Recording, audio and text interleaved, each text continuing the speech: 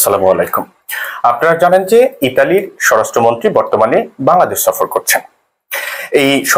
ইতালির এই স্বরাষ্ট্রমন্ত্রীর বাংলাদেশ সফর নিয়ে ইতালি প্রবাসী বাংলাদেশি যারা আছেন, ইতালিতে যেসব বাংলাদেশি এই মুহূর্তে অবৈধ অবস্থায় দিন যাপন করছেন, কাজ করছেন, বসবাস করছেন, যারা বাংলাদেশ থেকে এই মুহূর্তে ইতালি যেতে চান বা ইতালি যাওয়ার জন্য আবেদন করে রেখেছেন, যাদের ভিসা এখন ইস্যু হয়নি, যাদের ভিসা ইস্যুর আবেদনপত্রটি বাংলাদেশে অবস্থিত ইতালির দূতাবাসে আটকে রয়েছে, তারা কিন্তু এই ইতালির স্বরাষ্ট্রমন্ত্রীর এই সফরকে ঘিরে অনেকটা বলা যেতে পারে আশার আলো দেখছেন যে এবার যদি কিছু হয়।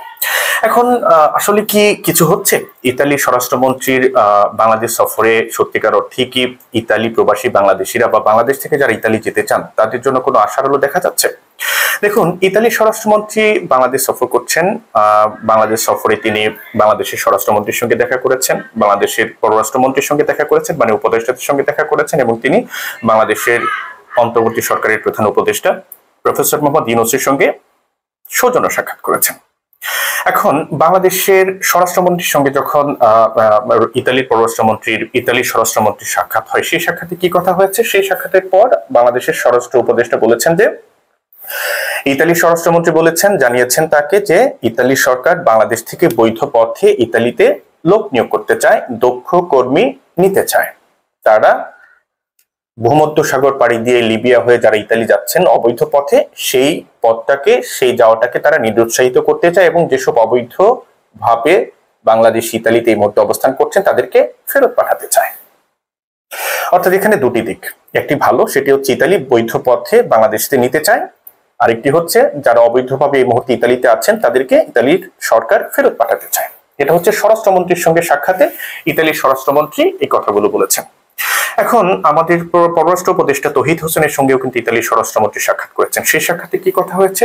সেই সাক্ষাতে যে বিষয়গুলো কথা হয়েছে সেখানে সামরিক কিছু বিষয় আছে, নিরাপত্তার কিছু বিষয় আছে, এবং আমাদের অবৈধ প্রবাসী এবং বাংলাদেশ থেকে যারা ইতালিতে যেতে চান তাদের বিষয়ে কথা আছে।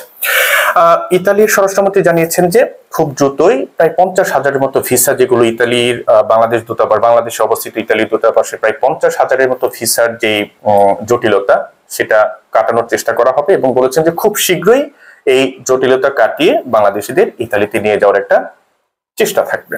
অর্থাৎ ভিসা জটিলতার একটা অবসান হচ্ছে বলে ধারণা করা হচ্ছে যারা আবেদন করে রেখেছিলেন। পাশাপাশি তিনি সেই আগের মতো একই কথা, অর্থাৎ বৈধভাবে ইতালিতে যাওয়াকে উৎসাহিত করছেন, অবৈধ পথে ইতালিতে যাওয়াকে নিরুৎসাহিত করছেন, এবং যারা অবৈধ পথ ইতালিতে গিয়েছেন তাদেরকে বাংলাদেশে ফেরত পাঠানোর প্রক্রিয়ার বিষয়ে কথা বলেছেন। পাশাপাশি নিরাপত্তা সরঞ্জাম, বিশেষ করে আমাদের পুলিশ, বিজিবি, র্যাব, এদেরকে প্রশিক্ষণ দেওয়ার বিষয় নিয়ে আলোচনা হয়েছে। এর পাশাপাশি আমাদের প্রবাসী কল্যাণ উপদেষ্টার সঙ্গেও কিন্তু ইতালির স্বরাষ্ট্রমন্ত্রীর সাক্ষাৎ হয়েছে।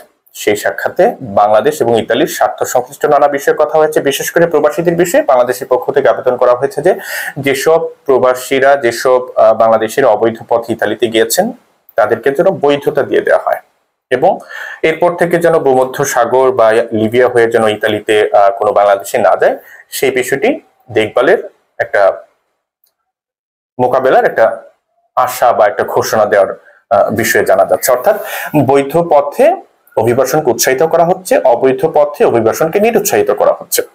এবং আমাদের যে প্রধান উপদেষ্টার সঙ্গে যে তার যে সাক্ষাৎ ইতালির স্বরাষ্ট্র উপদেষ্টা, সেখানেও কিন্তু প্রবাসীদের মঙ্গল নিয়ে কথা হয়েছে। বাংলাদেশ থেকে যেন আরো বেশি করে দক্ষ কর্মী ইতালি সরকার নেয়, সেই বিষয়টি নিয়ে কথা হয়েছে। পাশাপাশি অবৈধ পথে ইতালির পক্ষ থেকে সেই একই কথা, অবৈধ পথে যেন কোনো বাংলাদেশি ইতালিতে প্রবেশ করতে না পারে সেই বিষয়টির উপর জোর দেওয়া হয়েছে, এবং যেসব ইতালি প্রবাসীরা আছেন ইতালিতে অবৈধভাবে তাদেরকে ফেরত পাঠানোর বিষয়ে আলোচনা হয়েছে। পাশাপাশি আমাদের সঙ্গে ইতালির দ্বিপাক্ষিক নানা ধরনের সম্পর্ক রয়েছে, সেই সম্পর্কগুলোর বিষয়ে আলোচনা হয়েছে। ইতালির পক্ষ থেকে বর্তমান সরকারের যে সংস্কার কার্যক্রম, সেই কার্যক্রমকে সাধুবাদ জানানো হয়েছে। এরকম নানা বিষয়ে কথা হয়েছে। এখন মোটা দাগে আমরা যদি বলি, ইতালির স্বরাষ্ট্রমন্ত্রীর সফর থেকে বাংলাদেশের মানুষ কি পাচ্ছে? বাংলাদেশের মানুষ যে ভিসা জটিলতা ছিল প্রায় 50,000-এর মতো বাংলাদেশির ইতালিতে যাওয়ার যে ভিসা জটিলতাটা, সেটা হয়তো সমাধানের পথে যাবে খুব দ্রুতই, এটা বোঝা যাচ্ছে।